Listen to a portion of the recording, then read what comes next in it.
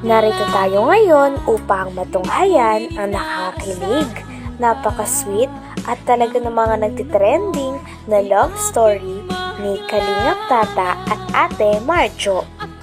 Sa pagpapatuloy ng ating istorya ay nakita nga noon ni Kalingap Tata ang napakaganda at napakasimple na may maganda at nakakaakit ng ngiti na si Ate Marjo. At syempre talagang nabihag agad ang puso ni Kalingap Tata. Kaya naman hindi na nga maalis ang tingin ni Kalingap Tata doon at inaasar na siya ng mga kasama niya na talagang grabe siya makatingin sa dalaga. Inamin naman ito ni Kalingap Tata sapagkat sobrang nabibighani daw siya sa ganda ni Ate Marjo. Kaya naman tinanong agad ni Kalingap Tata kung ano ba ang Facebook o ano ang pangalan ni Ate Marjo sa Facebook nang sa ganon ay ma-add niya ito. Binigay naman ni Ate Marjo ang kanyang pangalan sa Facebook kaya naman naging mag-friend sila.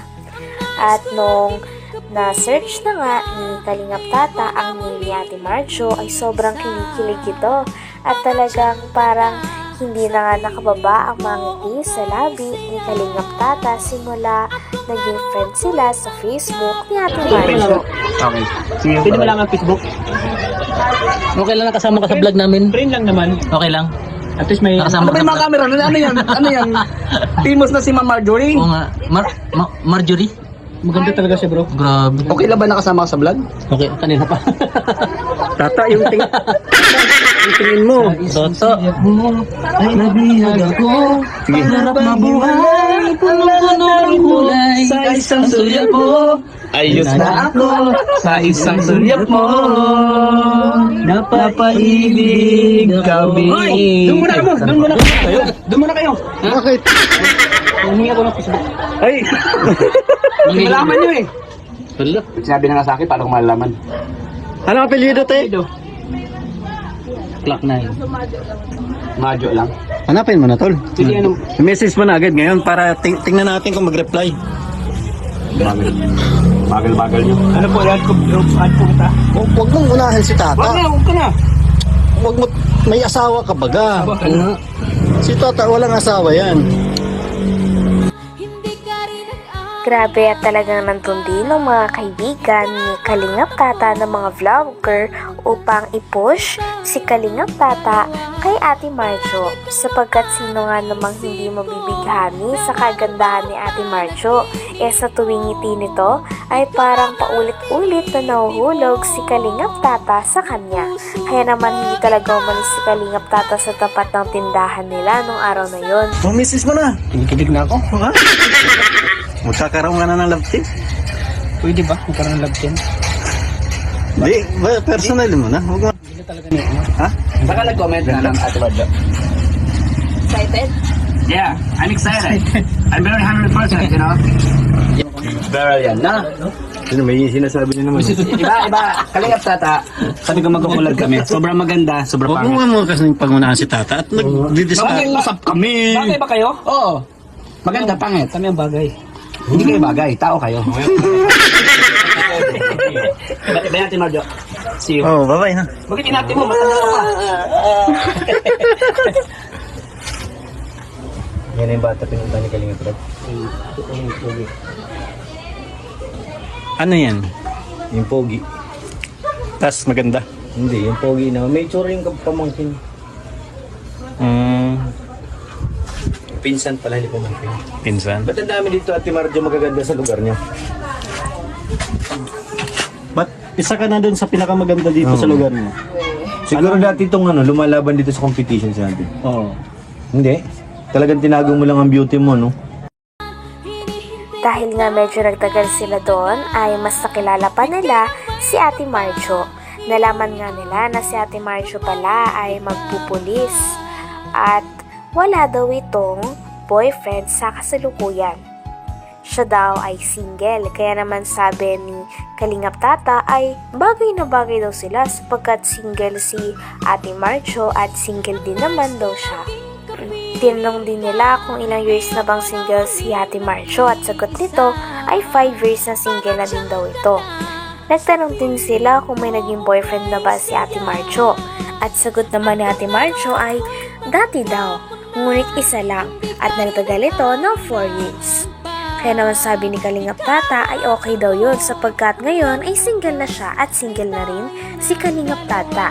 Kaya sana nga daw ay mabigyan siya ng pagkakataon ni Ate Marjo sapagkat gandang-ganda daw siya sa dalaga at hangang-hanga siya dito dahil ngayon lang daw siya nakakita ng isang dalaga na parang nagustuhan niya kagad dahil sa dami-dami ng mga babae na nakikita niya ay talagang kay Ate Marjo talaga siya nabighani dahil sa kasimplihan nito at kakaibang beauty. Maganda kasi niya bro, amin ako maganda talaga siya. Ano gusto mo? Ligawan mo ba? Hindi, friend lang muna. Pero kung ano, Pero kung may pagkakataon, nililigawan mo. bakit hindi? Single naman siya. Single ka. Single ako. Kaya mo ba ang kaliwat kanan na judo karate? Kakayanin Para sa kanya. para sa kanya. Kasi ano yan mga kalingap, pulis. Nagpupulis siya ate, pupulisan na lang ulang. Pulis. Eh sa Vlogger ako, pulis siya. Buhay na yung ano namin, pamilya. Take advantage talaga doon. Sobra na yan. Dapat itigil natin yun. Magkakapulis na tayo ng tuluyan. Ate, tatanungin lang kita isa lang. Kung may pagkakataon ba, may pag-asa si Kalingap Tata? Wala pa nga akong maramdam. Hindi ako nakakaramdam naman. Wala siyang naramdaman. Ha? Hindi, since birth ba wala kang Ganyan talaga kasi. wala kang naging boyfriend? Meron naman, isa. Isa lang? Ilang taon gano'n?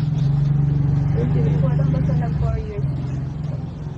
Uy, basta nag-out. 4 years na sila. Ano masabi mo ta? Ano masabi mo? 4 years daw? Naging sila. Matagalan pala to? Pang ano? Pang long term? Ngayon wala na sila. Wala na daw matagal. Ilang taon natin wala na? Ay, 5 matagal na to. Bakit anong Huwag mo nang tanongin ang dahilan. ay sige. Grabe at parang sobrang tagal talaga nila Kalingap Tata at ng mga kasama niya noon sa tapat ng tindahan nila Ate Marjo sapagkat hindi nagsasawa si Kalingap Tata na makita ang napakaganda at napaka-angelic na beauty ni Ate Marjo. Talagang na-appreciate na daw ito sapagkat sa dinami-dami niya daw pinupuntahan na lugar at nakakasalamuhang mga babae ay marami na daw siya mga nakitang mga mukha. Ngunit ngayon pa lang daw siya na parang napapatulala siya at talagang humahanga sa beauty ng isang babae. At kay Ate Marjo nga lang daw yun. Kaya naman kung bibigyan daw siya ng pagkakataon sa hinaharap ay kung pwedeng ligawan niya daw si Ate Marjo, ay talagang liligawan nito sapagkat gustong-gusto talaga ni Kalingap Tata ang kabaitan ni Ate Marjo, kasimplihan niya at talagang natatanging beauty niya. Kaya naman hindi nagtagal ay hindi na rin nakapigil si Kalingap Tata at sinimulan niya na din na haranahin ang dalaga na si Ate Marjo. At habang inaharana naman siya ni Kalingap Tata ay kinikilig din ito. Alam mo, biral akong humanga sa babae. Oo. Talagang magandahan talaga ako sa kanya. Okay niya. Alam mo, tiyaga lang. Ako marami na akong na-encounter ng mga babae tol. Tiyaga lang. Marami akong nakita. Pero Makukuha mo din si Marjo. parang kaiba yung ganda niya. Kung Philippine beauty. Pinay beauty. Dawi siya mag-smile. Ang ganda niya mag-smile. Saan ba?